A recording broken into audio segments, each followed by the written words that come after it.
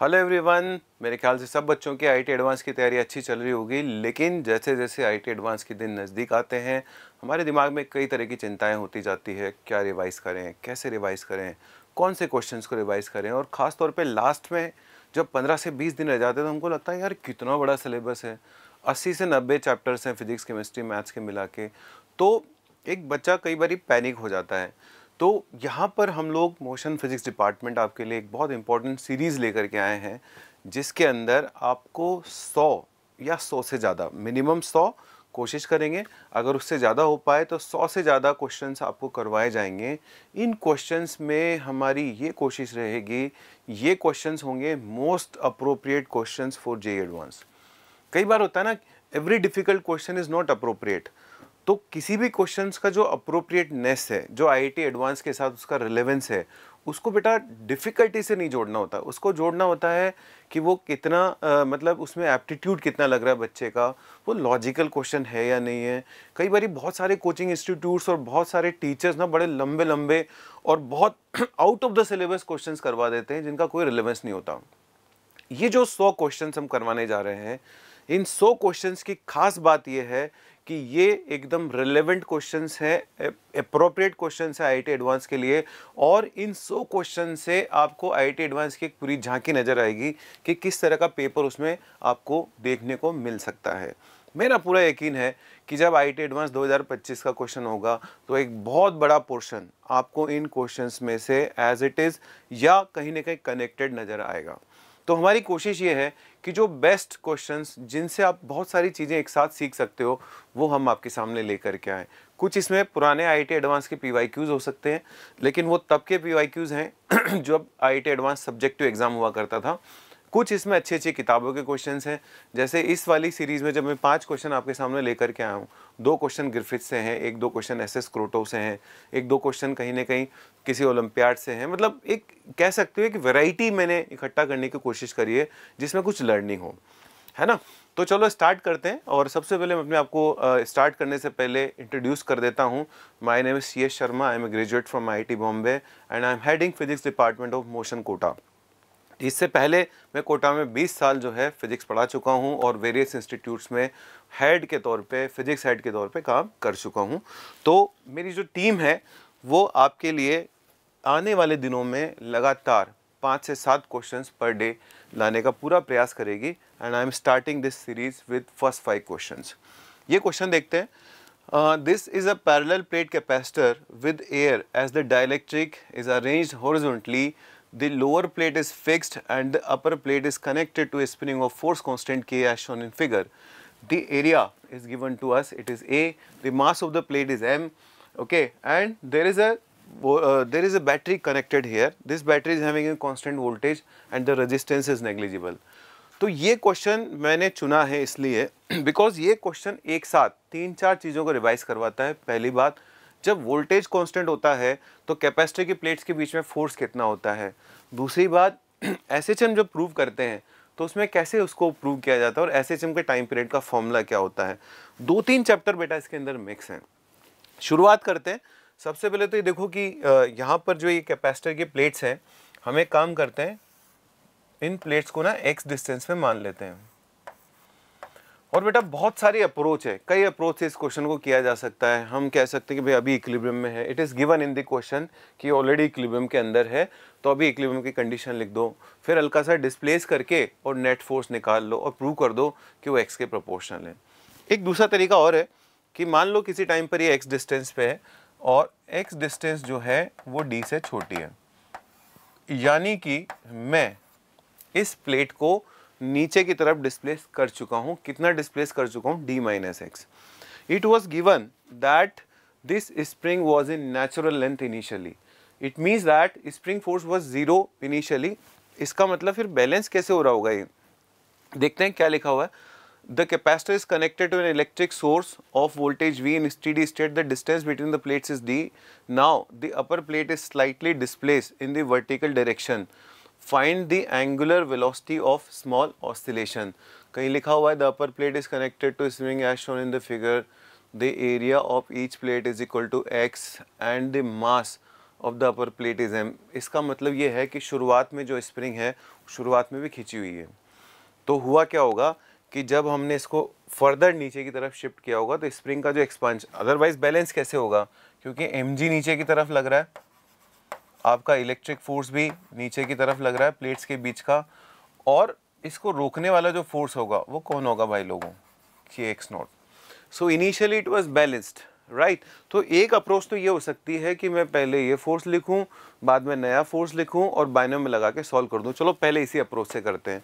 तो ऐसा लिख सकते हैं kx0 which was initial force must be equal to mg plus ये जो कैपेसिटर की प्लेट्स के बीच का जो फोर्स होता है, मैं आपको पहले अगले पेज पे वो निकाल के दिखाता हूँ। देखो, जब बैटरीज कनेक्टेड होती है तो यहाँ पर जो चार्ज होगा वो चार्ज जो है कैपेसिटेंस के हिसाब से चेंज होगा, बिकॉज यहाँ से यहाँ तक का पोटेंशियल डिफरेंस कांस्टेंट है। So this charge will be equal to epsilon naught a divide by d multiply by v. अगर आपने इस डी को कम किया तो ये चार्ज चेंज होगा, और कैपेसिटर की प्लेट्स के बीच में जो फोर्स होता है वो होता है Q square divide by 2 epsilon not. So Q square divide by 2 epsilon not. So from here I can write that force will become epsilon naught A into V square divided by 2 times D square. ये force होगा plates के बीच का, और इस force की जो dependence आ रही है फॉर ए गिवन वोल्टेज वो आ रही है स्मॉल डी के ऊपर। हम पीछे चलते हैं, हम बोल सकते हैं कि यहाँ पे जो फोर्स लग रहा है that is epsilon naught A into V square divided by 2D square, and this was my equilibrium condition. Now I am shifting it, ठीक है। अब क्योंकि मैं इसको नीचे की तरफ शिफ्ट कर रहा हूँ, ये अप्रोच मैं दोबारा बताऊंगा, मैं इस x को मिटा रहा हूँ और मैं क्या कर रहा हूँ, उस डिस्प्लेसमेंट को x लिख रहा हूँ ताकि जो मेरा फोर्स है ना वो x के प्रोपोर्शनल आए। मैं इस अप्रोच पे वापस आऊँगा, आपको एक अप्रोच से और बताऊँगा एक क्वेश्चन, ताकि एग्जाम में आप इसको थोड़ा क्विकली कर सको। So I can write that force is equal to k times x not plus x. क्यों होगा x नॉट प्लस एक्स इस बारी फोर्स, बिकॉज अब आपका जो स्प्रिंग है x नॉट तो पहले खींचा हुआ था, x और खींच गया, ठीक है, minus mg minus epsilon naught a into v square divide by twice of d minus x whole square. This will be my restoring force. ये मेरा रीस्टोरिंग फोर्स बन जाएगा। अब इसको थोड़ा सा हमको सॉल्व करना है। So can I right f restoring is equal to k times x naught minus mg, okay, k times x naught बाहर ले लिया मैंने, mg बाहर ले लिया, minus epsilon naught a v square divide by twice of d square, and this becomes 1 minus x divide by d to the power 2। एक kx यहाँ पे बचा हुआ है जो मैं साइड में ले जा रहा हूँ, क्योंकि वो मैंने यहाँ से जब इसको खोला ब्रैकेट को तो kx नोट तो बच गया, वो kx जो है वो मैं पीछे ले जा रहा हूँ। हम देख सकते हैं जब हम बाइनोमियल लगाएंगे तो जैसे हम बाइनोमियल लगाएंगे this will become kx not. इसको थोड़ा ऊपर ले जाते हैं, ओके, ऊपर नहीं जा रहा। So minus mg minus epsilon naught a into v square divide by 2d square. अब देखो जब बाइनोमियल यहाँ पे लगेगा this will become 1 minus x by d to the power minus 2, और जब इसको खोलोगे तो यहाँ पर एक टर्म आ जाएगी, एक्चुअली यहाँ पर माइनस माइनस मिलके प्लस हो जाएगा और अल्टीमेटली आपके पास माइनस बचेगा। Epsilon naught a v square और एक 2 का फैक्टर और आएगा तो यहाँ नीचे बन जाएगा 2 से 2 कट के यहाँ बन जाएगा डी क्यूब, और यहाँ बनेगा x, ठीक है, प्लस kx। अब आप देख सकते हो कि जो ये पहला वाला पोर्शन है, ये फर्स्ट 3 जो टर्म्स हैं वो पहली 3 टर्म मिलके क्या हो गई है, 0। क्यों 0 हो गई है, बिकॉज वो इक्विलिब्रियम की कंडीशन है। तो आपके पास बचा क्या, आपके पास 2 टर्म बची, थोड़ा कैलकुलेशन चेक कर लेते हैं। 2 आएगा, 2 से 2 कट जाएगा, डी क्यूब बन जाएगा, परफेक्ट है। तो आप देख सकते हो कि आपके पास ये जो दोनों टर्म्स बची, इन दोनों टर्म्स के अंदर x आ रहा है, दिस इज रीस्टोरिंग फोर्स। तो मैं काम करता हूँ, अगले पेज पे चलता हूँ, इस रीस्टोरिंग फोर्स को ऐसे लिख देता हूँ, F restoring is equal to kx minus epsilon naught a v square divided by d cube multiplied by x. I can also write this is mx double dot. So my x double dot will be equal to k divided by m minus epsilon naught a into v square divided by d cube multiplied by x. ये जो term है, इस term को आप क्या बोल सकते हो भाई साहब, omega square. So this term is omega square and hence I can prove that the given motion of the plate is. चलो अब इस क्वेश्चन की दूसरे अप्रोच पे चलते हैं जिसमें हमारा थोड़ा समय बचने के चांसेस रहेंगे, क्योंकि IIT एडवांस में हमारे पास समय कम रहता है. तो हम एक बार एक और मेथड से इसको करने की कोशिश करते हैं. ध्यान से देखिएगा. मान लीजिए किसी टाइम पर यहाँ से यहाँ तक की डिस्टेंस जो है ये y है. पिछली बार मैंने उस डिस्प्लेसमेंट को x मान लिया था, तो क्योंकि डिस्प्लेसमेंट को मैंने x मान लिया था तो मैंने इस बार जानबूझ के इसको y बोला है. ठीक है, this distance is y. Now let me try to write down forces on this plate. इस प्लेट पर इस समय जो फोर्स लग रहे होंगे that will be k into x naught plus d minus y. Actually वो जो x है ना वो d माइनस वाई के बराबर है, लेकिन अब की बार मैं क्या कर रहा हूँ, यहाँ नीचे से डिस्टेंस ले रहा हूँ, थोड़ा जल्दी प्रूव होगा, है ना. This is my force in upward direction. What is force in downward direction, mg. and what is another force, the another force is epsilon naught a into v square divided by 2y square. ये मेरा net force है. देखो अब कैसे IIT में हमारा समय बच सकता है वो मैं आपको बताने की कोशिश कर रहा हूँ. अगर मैं y में हल्का सा चेंज करता हूँ तो फोर्स में जो हल्का सा चेंज हो रहा है वो मैं जानना चाह रहा हूँ. ठीक है, तो y को मैं कम कर रहा हूँ, बढ़ा रहा हूँ. ठीक है, आप देख सकते हो अगर y को मैं बढ़ाऊंगा तो फोर्स का क्या होगा, y को घटाऊंगा तो फोर्स क्या होगा. तो मैं अगर मान लीजिए किसी भी लोकेशन पे हूँ और मैंने force as a function of y निकाल लिया and if I differentiate it then I will be able to calculate df by dy. अगर df dy के प्रोपोर्शनल आ गया तो SHM आ जाएगा. तो करके देखते हैं. Let me differentiate. df divided by dy will be equal to, देखो पहला टर्म का डिफरेंशिएशन 0, दूसरे का डिफरेंशिएशन 0. यहाँ क्या बन जाएगा बच्चा पार्टी, माइनस के. मजा आ गया. mg का डिफरेंशिएशन क्या हो जाएगा 0. यहाँ पे डिफरेंशिएट करेंगे तो क्या हो जाएगा plus epsilon naught a v square divided bye y cube. और ये डिफरेंशिएशन किस जगह पे कर रहे हैं अपन लोग, x टेंडिंग टू d पे, sorry y tending to d पे. y टेंडिंग टू d पे क्यों डिफरेंशिएट कर रहे हैं, क्योंकि अपन y के आसपास जो y की वैल्यू d होगी उसके आसपास ही SHM चेक कर रहे हैं, क्योंकि इक्विलिब्रियम वहीं पे था, वहाँ से हमने इसको हल्का सा डिस्प्लेस किया है. So when y was tending to d, at that moment when I shifted it slightly and I tried to calculate rate of change of force with y, मेरे पास ये आ गया. आप देख सकते हैं df is proportional to dy, और आप देख सकते हैं कि यहाँ पर जब y टेंडिंग टू d होगा तो वापस से ओमेगा स्क्वायर की वैल्यू क्या आ गई, k divide by m minus epsilon naught a v square divide by d cube. इसका मतलब हम डायरेक्टली फोर्स लिख के df बाई dy निकाल के उसको माइनस, आप देख सकते हैं df is proportional to minus dy. SHM में ऐसे होता है, force proportional to minus of displacement होता है. पिछली बार भी ऐसा ही हुआ था पिछली बार, लेकिन प्लस क्यों आया था, प्लस इसलिए आया था क्योंकि पिछली बार हमने यहाँ पर रीस्टोरिंग फोर्स लिखा था. हमने डायरेक्शन ऑलरेडी किस तरफ मान ली थी, मीन पोजीशन की तरफ. तो खैर क्वेश्चन बहुत अच्छा है, 2-3 कॉन्सेप्ट इसके अंदर रिवाइज होते हैं. बच्चों को अगर बाइनोमियल वाला अच्छा लगता है तो first of all write down equilibrium condition, then shift it slightly, then write down the force, then use the equilibrium condition and prove that F restoring is proportional to x, or write down net force और df proportional to minus dy prove कर दें तो बहुत शानदार तरीके से question आपके सामने निकल करके आता है. और बहुत प्यारा एग्जाम्पल है ये, इंटीजर के लिए बहुत शानदार क्वेश्चन बन सकता है, मल्टीपल करेक्ट के लिए बन सकता है, बहुत सारी चीज़ें इसमें पूछी जा सकती है. Now coming to the next question. ये क्वेश्चन बच्चों, find the net force on the southern hemisphere of a uniformly charge sphere exerts on the northern hemisphere. ये क्वेश्चन ग्रिफिथ से है. सबसे पहले मैं इसका आपको आंसर बता देता हूँ, ठीक है, फिर उस आंसर को अपन लेके आएंगे. तो इसका जो आंसर है वो है k times 3q square divided bye 16r square. k into 3q square divide by 16r square. Griffith का एक बहुत शानदार क्वेश्चन है. क्वेश्चन क्या है समझ लो, हमारे पास एक यूनिफॉर्मली चार्ज स्फीयर है. उस यूनिफॉर्मली चार्ज स्फीयर के अंदर non conducting uniformly charge sphere है सॉलिड. उसके अंदर नॉर्दर्न हेमीस्फीयर की वजह से साउदर्न हेमीस्फीयर पे या साउदर्न की वजह से नॉर्दर्न पे फोर्स आपको निकालना है. तो इसको कैसे डील करते हैं, लेट्स स्टार्ट. देखो बच्चों, सबसे पहले तो हम एक स्फीयर बना लेते हैं और उस स्फीयर के ऊपर वाले पोर्शन की वजह से नीचे वाले पे फोर्स निकालना है. अब इसको निकालने का जो एक बेहतरीन तरीका वो ये है कि आप नीचे वाले, एक काम करता हूँ ऊपर वाले की वजह से नीचे वाले पे निकाल देता हूँ, वो एक ही बात है, नीचे का ऊपर या ऊपर का नीचे। So this is an elementary shell, this is an elementary spherical shell.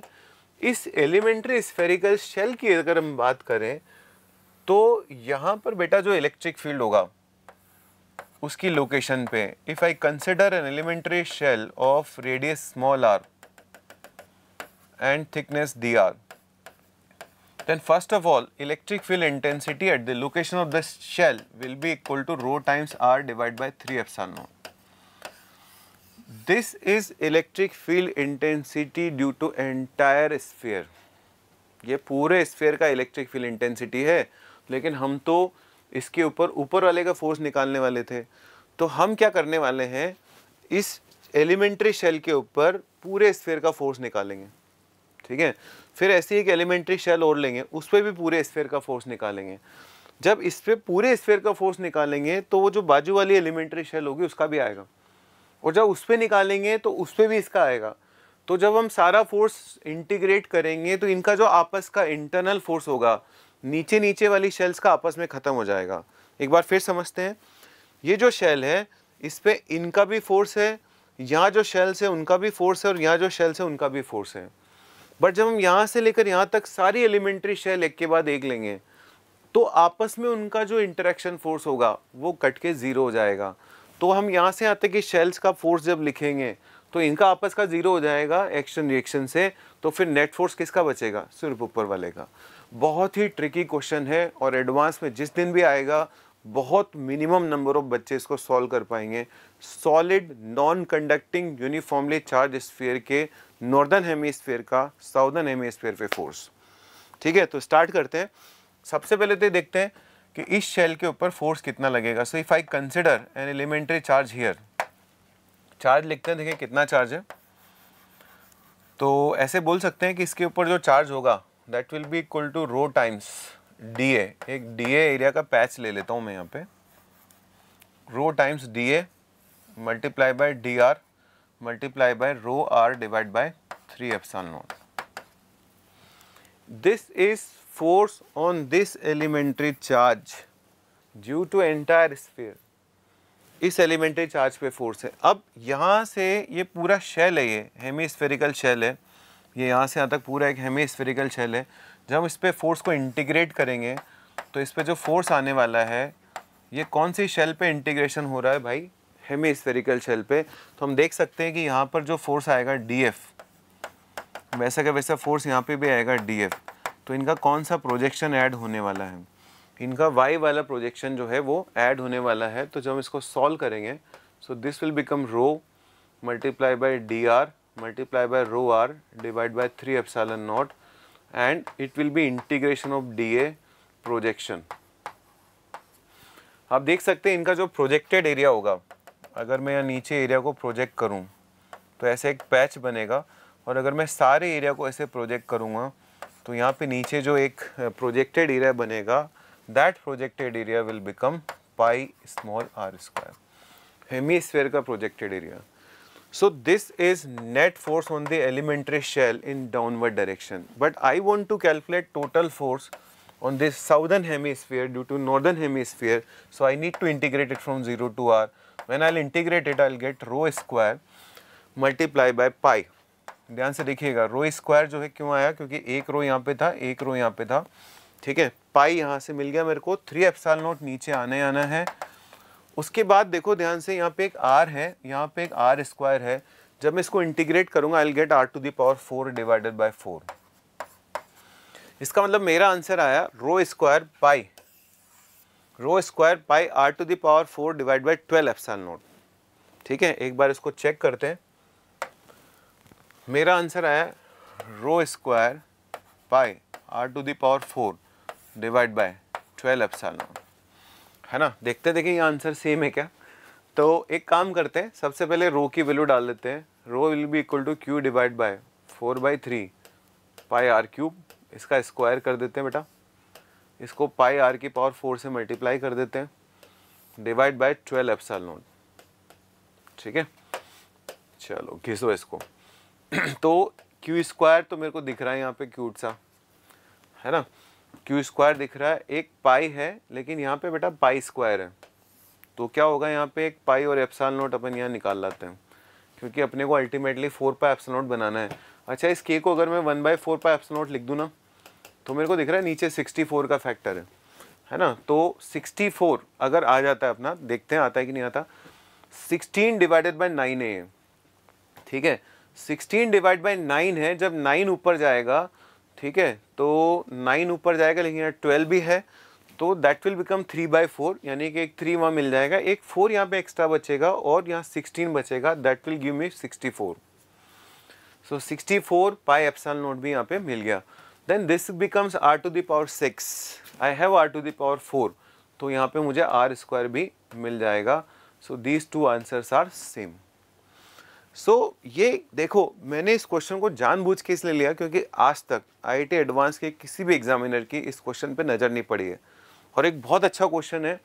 जब ये क्वेश्चन आएगा तो बहुत सारे बच्चे इसके अप्रोच में उलझ जाएंगे कि करें क्या, कैसे निकालें। अप्रोच बहुत सिंपल है, एक एलिमेंट ले लो, उस एलिमेंट पे सारे स्फीयर का फोर्स लिख दो, ऐसे बहुत सारे एलिमेंट्स आएंगे, सब पे सारे स्फीयर्स का लिख दो, तो आपस में इंटरनली एक्शन रिएक्शन से इनके फोर्स कैंसिल हो जाएंगे, यहाँ से यहाँ तक के एलिमेंट्स के आपस के फोर्स कैंसिल हो जाएंगे, तो ऊपर वाले का बचेगा, and that will be precisely force on southern hemisphere due to northern hemisphere. ठीक है, आगे बढ़ते हैं। ये था चैंपियन ग्रिफिथ का। अगला क्वेश्चन भी ग्रिफिथ का ही चैंपियन है, इसका भी मैं आंसर पहले लिख देता हूँ, फिर उसको अपन लाते हैं, क्योंकि बहुत अच्छी क्वालिटी के क्वेश्चंस हैं, कहीं भी कोई गड़बड़ नहीं होनी चाहिए आंसर में। So r sigma divided by 2 epsilon not multiply by √2 - 1. An inverted hemisphere ball of radius r carries a uniform surface charge density sigma. Find the potential difference between the north pole and the center. So you are given a hemisphere which is having a uniformly distributed charge. We know that potential at the center can be easily written. It will be equal to k into sigma into 4 pi r square divided by r, k⁻r. ठीक है, तो centre का potential तो हम आराम से लिख सकते हैं, लेकिन जो मेन चीज़ है ना, वो उसका पोल, जो नॉर्थ पोल है उसका पोटेंशियल कैसे लिखा जाए, तो बेटा उसके लिए हमको क्या करना पड़ेगा, इंटीग्रेट करना। ये भी ग्रिफिथ का क्वेश्चन है, हालांकि थोड़ा सा आसान क्वेश्चन है और आईआईटी एडवांस के लिए अच्छा क्वेश्चन है। Let me consider an elementary ring of angular width d theta at an angle theta.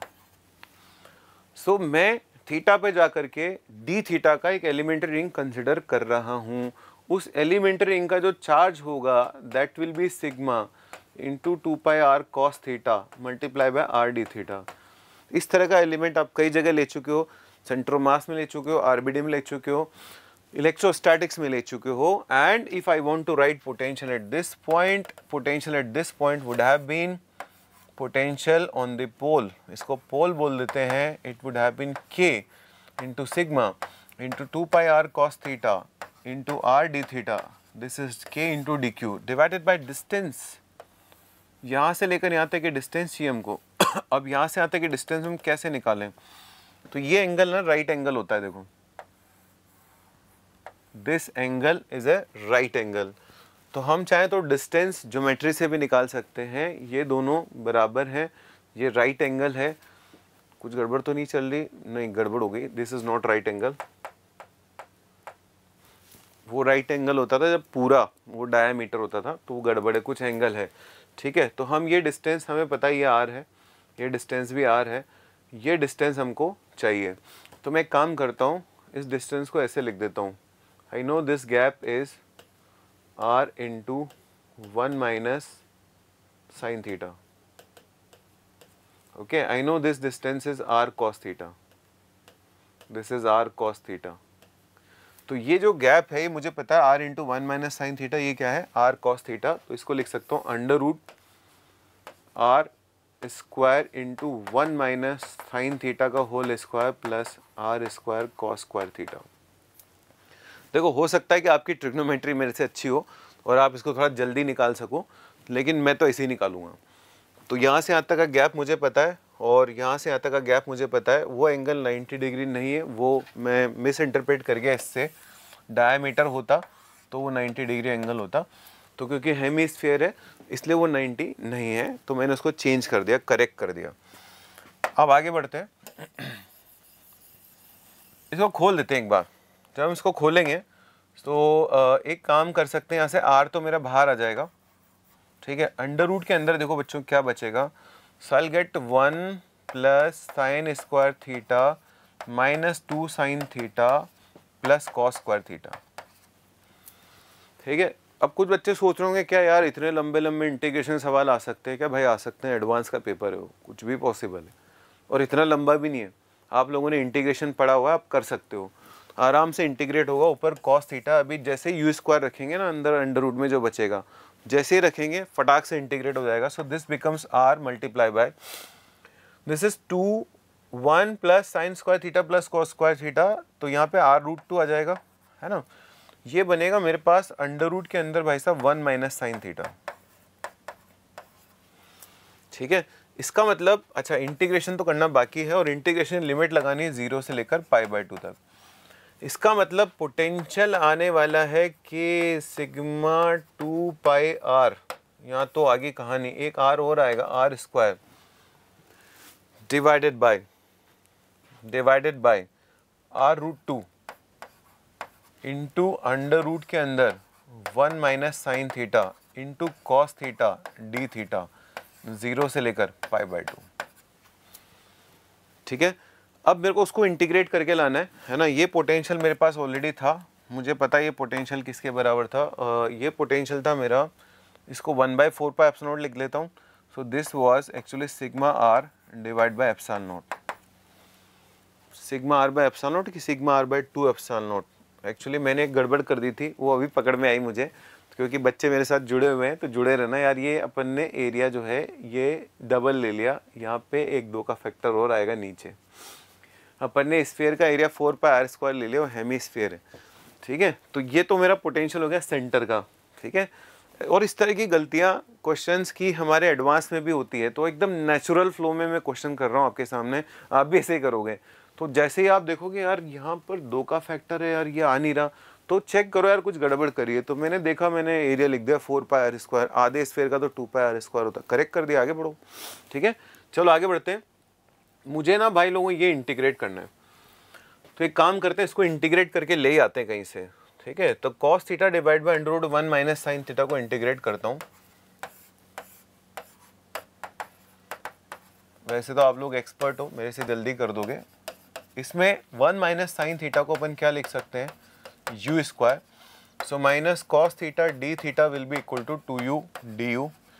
So I can write this is minus 2u du divided by u। Integration solve करेंगे तो आपका integration आ जाएगा minus twice of u, ठीक है। अब आप इसमें limit डाल सकते हैं, आप देख सकते हैं जब थीटा बराबर 0 था तो आपका u बराबर 1 था, जब थीटा बराबर π/2 था आपका u बराबर 0 है। इसका मतलब इसको सॉल्व करोगे तो आपको मिलने वाला है 2, यानी कि पूरा जो इतना झाड़ जंजाल है ये किसके बराबर है, 2 के बराबर है। लेके चलते हैं पीछे। हमने अभी अभी पता किया है कि ये पूरा का पूरा जो इंटीग्रेशन है 2 के बराबर है। तो आप देखो, एक तो इस k को 1/4πε0 लिख लेते हैं अपन, ठीक है। सिग्मा की जगह सिग्मा चलने दो, 2π की जगह 2π चलने दो, एक r काट दो, तो एक r से मुक्ति मिल गई। और यहाँ पे क्या आ गया बेटा, √2। और अभी हाल हमें पता चला है कि सारा इंटीग्रेशन मिल मिला के जो है 2 आता है। 2π से 2π कट जाएगा, इनफैक्ट 4π से 4π कट जाएगा, and this will become sigma r divide by √2 epsilon not, ठीक है। Sigma r divide by √2 epsilon naught, इसका मतलब पोल पे जो पोटेंशियल आया that is sigma r divide by √2 epsilon naught. एक बार मैच करा के देखते हैं। We want to find out potential difference between pole and centre. यहाँ देखिए पोल पे आ रहा है sigma r by √2 epsilon not. So this is perfectly fine.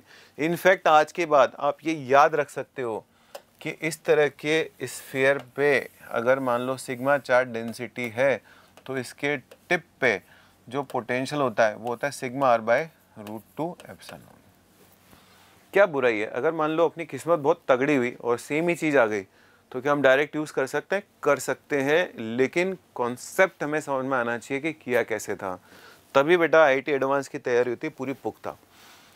Now coming to the fourth champion. अब ये दोनों जो क्वेश्चन थे इसके पहले वाले दोनों ग्रिफिथ से थे, उसके पहले वाला जो क्वेश्चन था वो एस एस क्रोटो से था जहाँ तक मुझे याद है ना। एग्जैक्टली मेरे को याद नहीं रहा क्योंकि मैंने सुबह ये क्वेश्चन जब पिक किए थे तो मैं बहुत सारी किताबों को देखा था कि यार मैं अच्छे से अच्छे क्वेश्चन लेके चलूँ।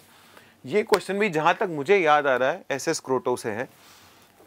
To small balls of mass m, ये मास एम है भाई, है ना, each bearing a charge q. One of the most important question, इस तरह क्वेश्चन आते हैं आईटी एडवांस में। तो यहाँ पर मेरे पास 2 बॉल्स हैं और उनको जोड़ने वाली जो रस्सी है उसकी लंबाई है भाई साहब 12। इसका जो मिड पॉइंट है ना उसको कोई v स्पीड से खींच के ले जा रहा है constant. Thread middle point of the thread starts moving with constant velocity v perpendicular to threads. What is the minimum distance between the two charges. होगा क्या, हम इसको खींच के ले जाएंगे, चार्जेस पास आने लगेंगे, लेकिन रिपल्शन भी तो बढ़ेगा। तो हमको ये बताना है कि ऐसा कौन सा मोमेंट है जब उनका मिनिमम डिस्टेंस होगा। तो इस सवाल को करने का सबसे बेहतरीन तरीका है इस पॉइंट के फ्रेम में चले जाओ, क्योंकि ये फ्रेम एक ऐसा फ्रेम है जो कि नॉन इनर्शियल फ्रेम है। बिकॉज इस पॉइंट पे बैठने का मतलब है velocity constant, acceleration 0। So this is N inertial frame. Inertial frame में सूडो फोर्स का झंझट नहीं, इनर्शियल फ्रेम में सूडो फोर्स का कोई वर्क नहीं। तो आप अगर इस फ्रेम में बैठेंगे तो आपको ये दोनों चार्जेस है ना v स्पीड से जाते नजर आएंगे। What is the initial potential energy of the system, kq² divide by 2l plus, अब इसमें बोल रखा होगा ग्रेविटी नेग्लेक्ट करनी है, determine the minimum distance d between the balls. देखो इस तरह की सिचुएशन में, इस तरह की जब व्यवस्था होती है तो चार्जेस के बीच का ग्रेविटेशनल फोर्स यूजुअली नेग्लेक्ट किया जाता है। बट यदि कोई लिखेगा तो मैं आपको बताऊंगा क्या चेंज आएगा, ठीक है। तो पहले अपन उसको नेग्लेक्ट कर देते हैं। आई एम अज्यूमिंग कि ये एक तरह से आप किसी टेबल पे खींच रहे हो इनको, ताकि वो जो अर्थ की ग्रेविटी है वो भी अपन नेग्लेक्ट कर सके, वैसे इसमें देना चाहिए था। तो हमारे पास ये तो हो गई बेटा पोटेंशियल एनर्जी। चलो जोड़ ही लेते हैं, अगर ग्रेविटेशनल इंटरेक्शन आपस में जो है उनको अगर काउंट करना है तो वो भी आ जाएगा। Plus what is the kinetic energy, it will be half into mv² multiply by 2। This is total energy in the frame of this point initially. जब ये दोनों बॉल्स एक दूसरे के बहुत पास आ जाएंगी, जिसको कह रहे हैं मिनिमम डिस्टेंस पे आ जाएगी, क्या पूछा जा रहा है, determine the minimum distance between the balls. जिस समय ये दोनों मिनिमम डिस्टेंस पे आ जाएगी उस समय इनका चलना बंद हो जाएगा, because they are moving on circular paths with respect to this point. और जब ये चलना बंद कर देंगी तो हम बता सकते हैं टोटल एनर्जी फाइनल जो होगा वो होगा kq² divided by d minus gm² divided by d plus 0। दोनों को कंपेयर करो, there is only one unknown d। जो एस एस क्रोटो का ओरिजिनल क्वेश्चन है उसमें इसको नेग्लेक्ट माना गया है। तो अगर मान लो इसको नेग्लेक्ट कर दिया जाए, जो कि इलेक्ट्रोस्टैटिक्स फोर्स के सामने जनरली ग्रेविटेशनल फोर्स नेग्लिजिबल होता है, तो हमारा जो आंसर होगा आप देख सकते हैं, दोनों को जैसे कंपेयर करेंगे there is only one unknown d आपको मिल जाएगा। या 2 से क्यों गुणा किया, क्योंकि हमारे पास 2 बॉल्स थी। अब कहने को दे क्वेश्चन एस एस क्रोटो इतना बड़ा नाम है भाई साहब किताब का, लोग डरते हैं उसको करने में, बहुत अच्छे अच्छे क्वेश्चन है उसके अंदर, लेकिन क्वेश्चन आईआईटी एडवांस के लिए एकदम अप्रोप्रिएट क्वेश्चन है। इस क्वेश्चन में हमने क्या सीखा, हमने सीखा कि इनर्शियल फ्रेम में जाके वर्क एनर्जी थ्योरम लगाना बहुत आसान काम है। हमने एनर्जी कंजर्वेशन सीखा, हमने इलेक्ट्रोस्टैटिक पोटेंशियल एनर्जी का फॉर्मूला रिवाइज किया, राइट। छोटा सा क्वेश्चन, क्रिस्पी क्वेश्चन, लेकिन बहुत प्यारा question. Now coming to the next question, a long conductor of circular cross section has radius small r, radius इसकी स्मॉल r है। यहाँ थोड़ा सा प्रिंटिंग एक बार मैं करेक्ट कर देता हूँ, और इसकी जो लेंथ है वो l है। एज शोन, रेडियस को एक काम करो आप a ले लो, तो इसको a लिख देते हैं। The conductivity of the material near the axis is sigma 1 and increases linearly with the distance, यानी कि सेंटर पे सिग्मा 1 है और इधर जाने पे बढ़ रही है। जब लीनियर इंक्रीमेंट होता है तो मैं सिग्मा को लिख सकता हूँ sigma 1 plus sigma 2 minus sigma 1 divided by radius into small r। If sigma is varying linearly, then you can write it like this: इसका मतलब यहाँ से यहाँ तक सिग्मा बदल रहा है। Find the resistance of the conductor if the current enters from one and, यहाँ से करंट एंटर होके यहाँ से निकल रहा है, तो हम बता सकते हैं कि इस कंडक्टर के जितने भी रेजिस्टेंस हैं they are connected in parallel. So let me consider an elementary cylinder. एक एलिमेंट्री सिलेंडर बेटा हमने कंसिडर किया है, और उस एलिमेंट्री सिलेंडर का जो क्रॉस सेक्शन है वो इस तरह का होगा, स्मॉल आर पे जाके D r, this thickness is D R, small r is the radius. So if you want to know how much is the area of cross section, then this area of cross section will be equal to 2 pi small r into dr. This is dA. इसमें से current आ रहा है ऐसे,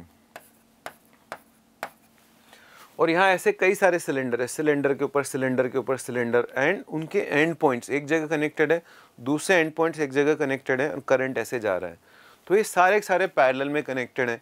जब ये सारे parallel में connected होंगे तो हम इसका रेजिस्टेंस, पहली बात तो हम इसका रेजिस्टेंस लिखते हैं d r, which is equal to 1 sigma into length divided by 2 pi r d r, rho l by area.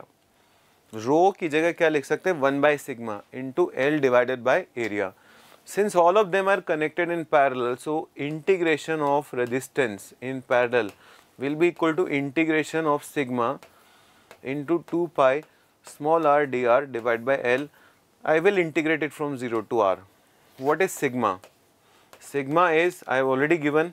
एक काम करते हैं, सिग्मा की वैल्यू डाल देते हैं, इसको यहीं पे इंटीग्रेट कर देते हैं। तो सिग्मा की जैसे वैल्यू डालेंगे, sigma 1 plus sigma 2 minus sigma 1 into small r divided by a multiply by, अब एक काम करता हूँ, ये जो कांस्टेंट है इनको बाहर निकाल देता हूँ। तो इसमें जो कांस्टेंट है वो है 2 पाई डिवाइडेड बाय एल, ठीक है, into small r d r. I need to integrate it from 0 to r. अब देखो ये बहुत आसान सा इंटीग्रेशन है, कोई भी बच्चा इस इंटीग्रेशन को कर सकता है, लेकिन मैं इसको कंप्लीट करके दिखाता हूँ आपको। एक बार बस मैं ये देख लेता हूँ कि इसमें क्या क्या चीज़ें हैं। Okay, so 2 pi divided by L integral sigma 1 r plus sigma 2 minus sigma 1 into small r square divide by a into d r. This is basically 1/r equivalent, ठीक है। Now you integrate it from 0 to r। तो यहाँ पे integration करोगे बच्चों तो ये आ जाएगा sigma 1 into r square divide by 2 plus r का मतलब भाई साहब a था, क्योंकि इसकी रेडियस तो अपन ने a दे रखी थी, तो इसको a कर दो। So this becomes sigma 1 into a square divided by 2 plus sigma 2 minus sigma 1 divided by a into a cube divided by 3. थोड़ा और सॉल्व कर लिया जाए इसको। So I can take out a square, LCM हो गया भाई। This will become sigma 1 divided by 2 plus sigma 2 minus sigma 1 divided by 3. Right? 2 pi divided by L चल ही रहा है आगे कहानी में। So this becomes okay, this becomes 2 pi divided by L into a square into LCM ले लेते हैं 3 sigma 1 plus 2 sigma 2 minus 2 sigma 1 divided by 6, ठीक है। ये हो गया बेटा 1/r इक्विवेलेंट। तो यहाँ से आप r इक्विवेलेंट की वैल्यू निकाल सकते हो, that will be equal to, यहाँ से ये 3 बार कट जाएगा, so this will be 3 times L divided by pi a square multiply by 2 sigma 2 plus sigma 1। अब ये इतना प्यारा सवाल मुझे लगा कि आपके लिए लेना चाहिए, क्योंकि बेटा क्वेश्चन बहुत आसान था वैसे, लेकिन अब इसमें क्या थोड़ी मैथ्स है। मैथ्स कैसे कि पहले तो स्टूडेंट को खुद सोचना पड़ेगा कि लीनियर वेरिएशन का क्या मतलब होता है, फिर उसको सोचना पड़ेगा कि जब इस तरह से लीनियरली रेडियली वेरी करेगा तो जो रेजिस्टेंस आएंगे वो पैरेलल में आएंगे या सीरीज़ में आएंगे। और अल्टीमेटली मुझे ऐसा लगा कि यहाँ पर कुछ ना कुछ इंटीजर बनने का चांस है, यहाँ पर कुछ सिंगल करेक्ट बन सकता है ना। तो बहुत सारी चीज़ें इसमें करी जा सकती है, इसीलिए मैंने इस क्वेश्चन को लिया, है ना। तो आई होप कि ये 5 क्वेश्चन जो है ये कहीं ना कहीं ऐसे 5 क्वेश्चन साबित होंगे जो आपको बहुत सारी चीज़ें एक साथ रिवाइज कराएंगे। हो सकता है कि क्वेश्चन, क्योंकि मैं फास्ट वे में सॉल्व किए हैं, कहीं कोई कैलकुलेशन एरर हो, तो उस कैलकुलेशन एरर पे ज़्यादा ध्यान नहीं देते हुए अपने को ध्यान किस पे देना है, कॉन्सेप्ट पे। और इस तरह के बहुत सारे क्वेश्चंस हम लेकर के आ रहे हैं। हमारी पूरी कोशिश रहेगी कि क्वेश्चंस ऐसे लेकर के आएँ जिससे आपको बेहतरीन फ़ायदा मिले, ज़्यादा से ज़्यादा फ़ायदा मिले और आईआईटी एडवांस में आपकी रैंक सुधरे। ये क्वेश्चंस उन बच्चों के लिए भी अच्छे हैं जो इस समय क्लास 11th में है, 10th में है और फिजिक्स ओलंपियाड की तैयारी करना चाहते हैं।